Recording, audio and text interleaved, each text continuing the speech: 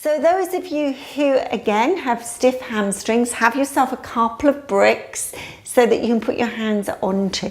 Otherwise, we're coming into an Uttanasana action. Now, I want to show you this action.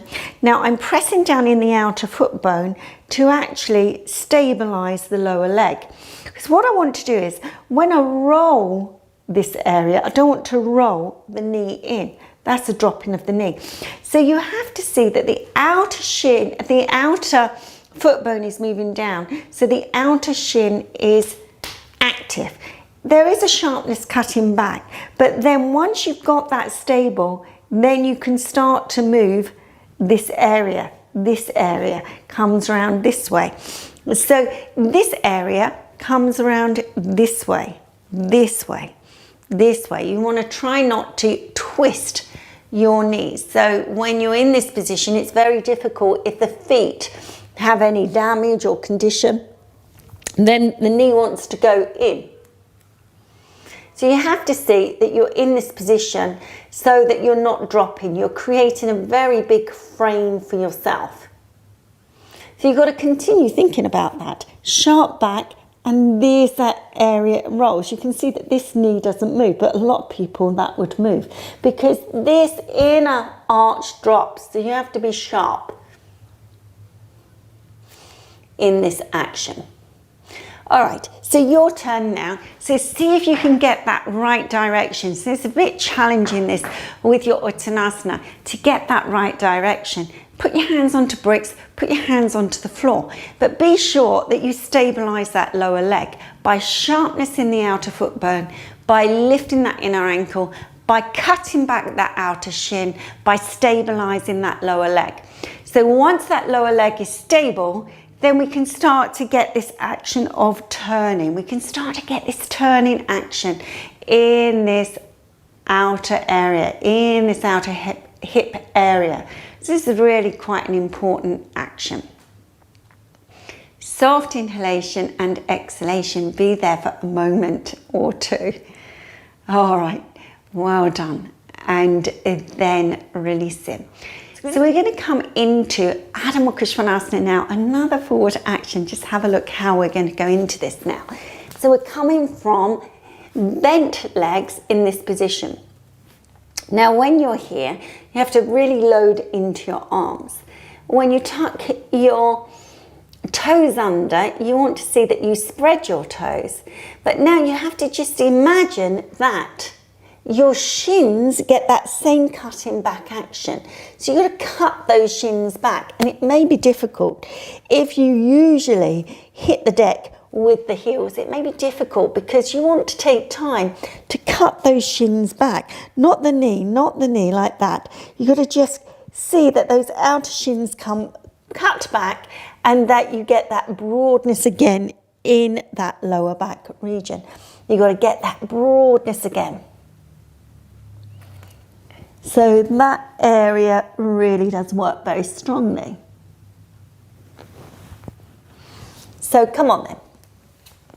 So what I want you to appreciate here is there is a little bit of a change of the lower back.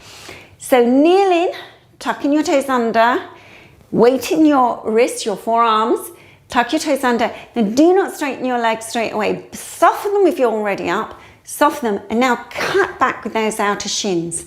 Cut back the outer shins very strongly. Cut back the outer shins. So when you cut back with those outer shins, what happens is that it stabilizes everything. Be there. Okay, get the legs to a straight action. Then you have to see, can you get that action of rotating that area? Rotate the area in. Rotate those outer hips inwardly. So they're not actually pushing back, they're going in, so you want that broadness of the back. So much is understood here. Now you've probably had enough of holding that pose. So come down and release for a moment. Just have a look. For a seated position, we're coming for Virasana. Now those of you who struggle with Virasana, sit on a chair, no problem at all. Same thing, we're just going to be working the arms for a moment, but see that you sit on a chair. no problem. Otherwise, have a couple of foam pads. I'm just going to grab my foam pads from here and sit in a Virasana action. So if you're on the chair, you still do the same, but you're just sitting on the chair, being sure that you're sitting with your legs in front of you.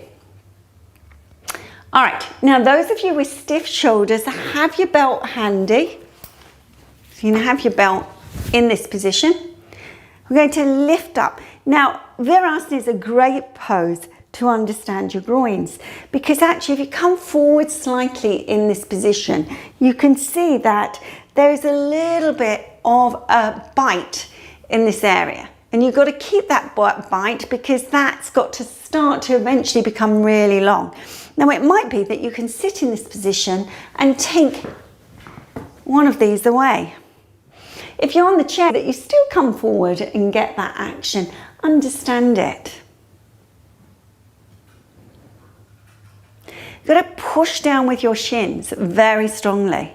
Push down with the shins really strongly, even more. Push down with the shins.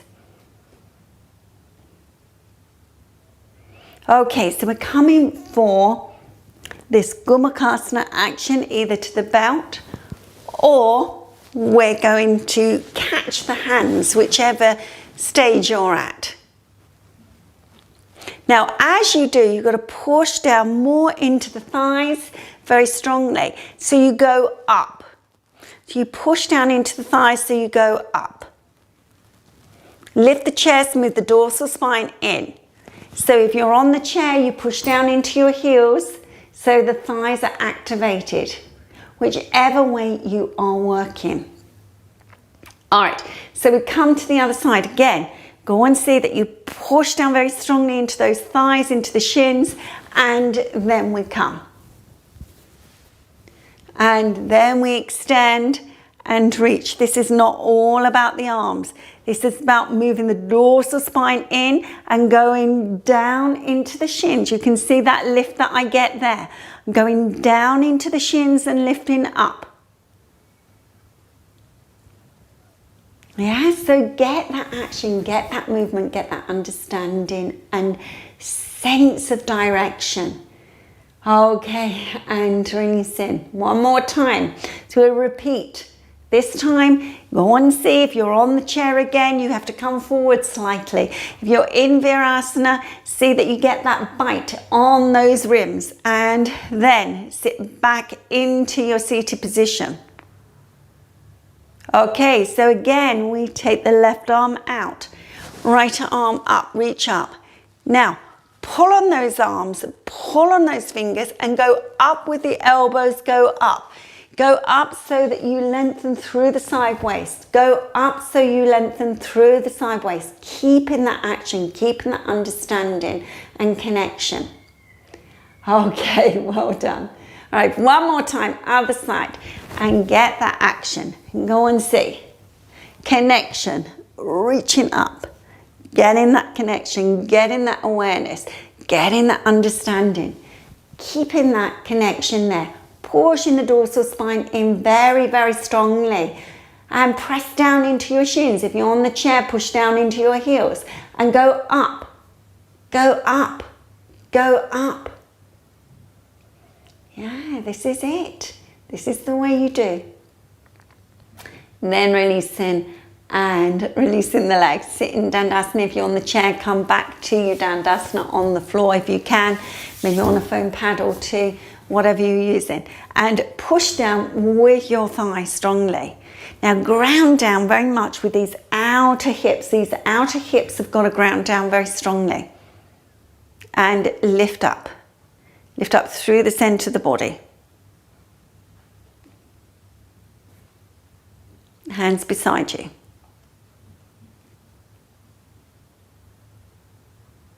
Sit in Dandasana. Sit in a good Dandasana. You need to be in a good Dandasana now. Okay, so we've been talking about this area of coming round this way. So we want to get that really nice broadness in the back. Such an important action. Just have a look at the screen for a moment. So when I come into this action of Marishasana, I want to see that I'm not going to take my arm in to start with. I'm going to take my hands down to the floor. I'm going to see that I ground down very strongly and see, can I get this movement in the lower back region? Can I start the twisting action from the lower back region? This is going to happen. This is going to happen, all of this. You've got to dig deeply into the crease of the thigh. So some of you may have already started this action now. So you have to do several times. Take your hands down, press strongly into your foot, very strongly, and then see, can you move from the lower back region? You've got to bring all of this area around. This area's got to ground down and go. Keeping that action, keeping that connection, keeping that understanding. That twist is so important. So important. Get that turning action. And then releasing. So I said really rinsing out action. And then come back into your Dandasana. Now, when you're in Dandasana, you've got to fill out your spine now. You've got to find your spine. So you've got to fill it out and find it. So that means to say that front body, the groins, the body groins have really got to be working very strongly. Moving very deeply in. Grounding down into those legs, those thighs.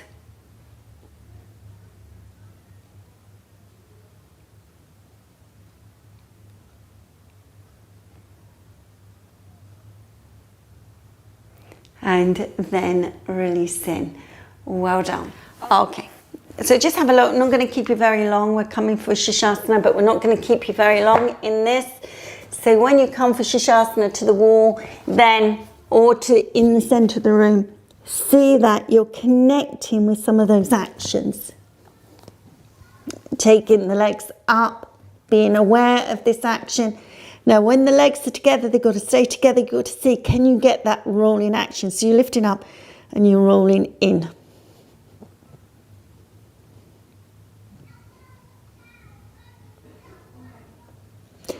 Rolling in with the groin.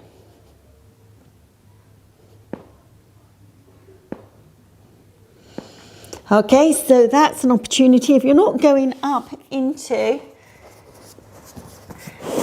Sirsasana, then you can come into this action of opening the chest and rolling over. But we're not going to be in Sirsasana very long. So be in this position. You can straighten your legs, of course. So just working the upper body in this way.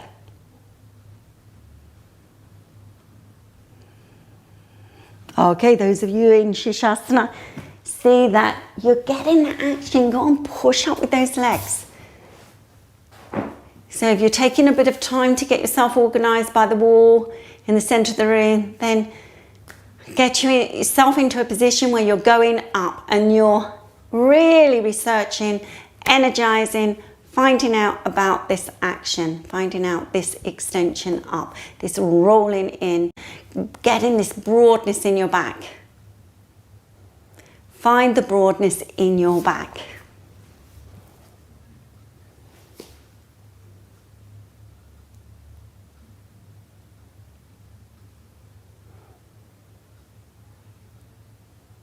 So don't wait for me to say come down. If you've had enough, come down.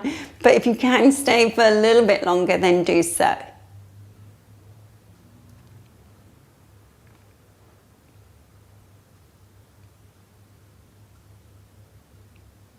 So soft inhalation, exhalation.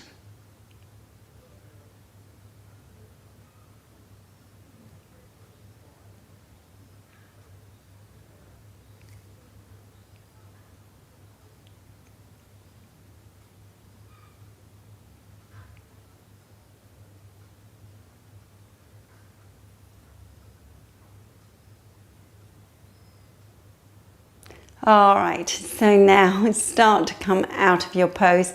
Those of you who have already come down, then you can come up. But if you just come down, then just rest your head down and be there. Well done.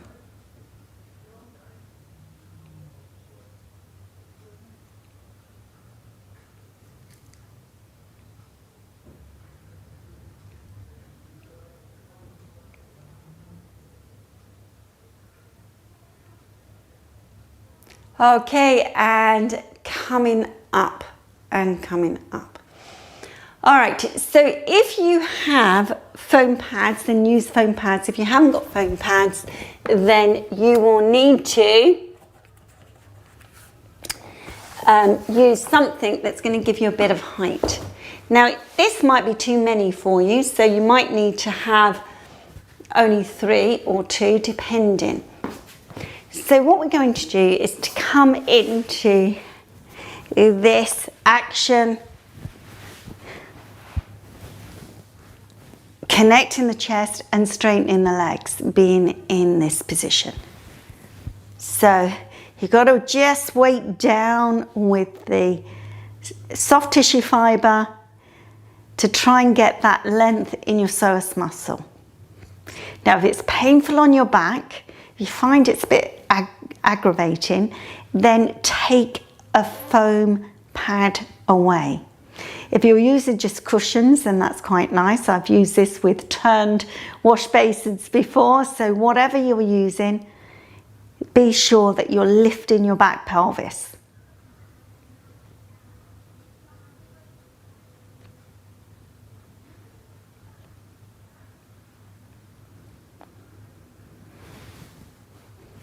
So continue with this action, be in it.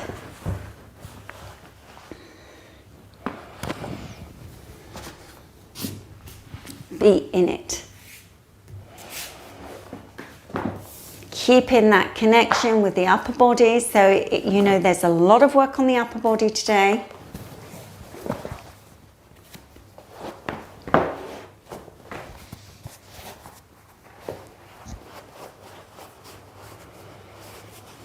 Go on, scrape those heels away from you. Keep that chest nice and open. I'm watching. All right. And then releasing the pose. So just come out of it slowly and once you've taken those foams away, just let those foams just move away to the side and let the back just rest and release. And just let the whole of the back settle for a moment or two.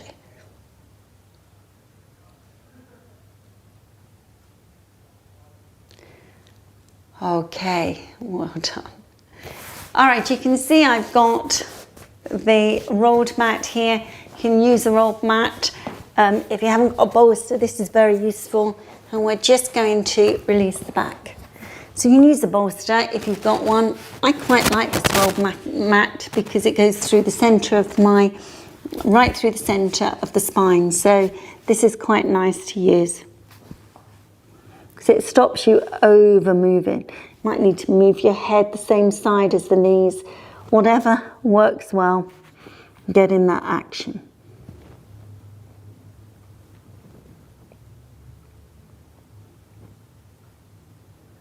You've got to remember all the while that you're trying to release these muscles.